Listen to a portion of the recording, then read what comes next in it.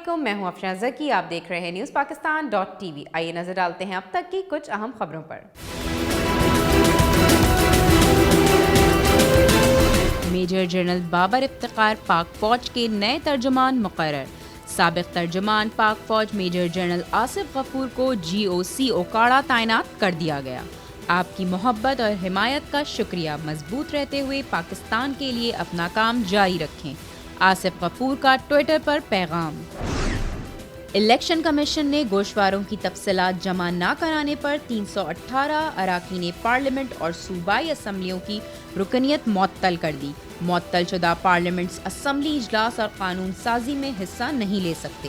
ارکان میں فواد چودھری، نور الحق قادری، صداقت عباسی، عامر کیانی، ثناء اللہ مستی خیل، فرخ حبیب، راجہ ریاض، طارق بشیر چیمہ، عامر لیاقت حسین، عالمگیر خان، عبدالقادر پٹیل، برجیز طاہر اور راجہ پرویز اشرف شامل۔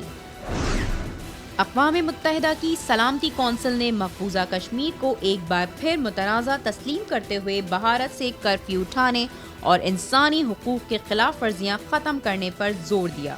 ترجمان دفتر خارجہ کی ہفتہ وار بریفنگ۔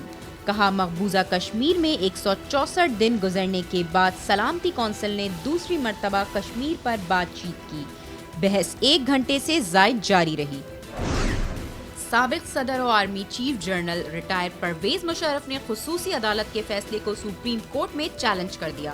میرا بیرون ملک علاج جاری ہے، بیماری کے باعث بستر پر ہوں، اس لیے عدالت میں پیش نہ ہو سکا، مجھے شفاف ٹرائل کا حق دیا جائے۔ درخواست میں موقف۔ پرویز مشرف کی درخواست میں خصوصی عدالت کی سزائے موت کا فیصلہ کالعدم قرار دینے کی استدعا۔ بنگلہ دیش کے خلاف T20 سیریز کے لیے قومی اسکواڈ کا اعلان۔ شعیب ملک اور محمد حفیظ کی واپسی۔ فخر زمان، امام الحق، محمد عامر، آصف علی اور وہاب ریاض باہر۔ ٹیم میں احسان علی، خوشدل شاہ، محمد رضوان، عماد بٹ، افتخار احمد، عماد وسیم، شاداب خان، عثمان قادر، شاہین شاہ آفریدی، محمد حسنین، حارث رؤوف، موسیٰ خان کے نام شامل۔ اگر ہمیں رزلٹ نہیں ملے تو گھبرانا نہیں چاہیے، اچھے نتائج ملیں گے۔ چیف سلیکٹر و ہیڈ کوچ مصباح الحق کی پریس کانفرنس۔ کہا، ہم کوششیں کر رہے ہیں کہ ورلڈ کپ سے پہلے بہتر سے بہتر کمبینیشن بنا لیں۔ پاکستان سپر لیگ کے بعد کافی جواب ملیں گے اور ٹیم کی ایک شیپ بنتی دکھائی دے گی۔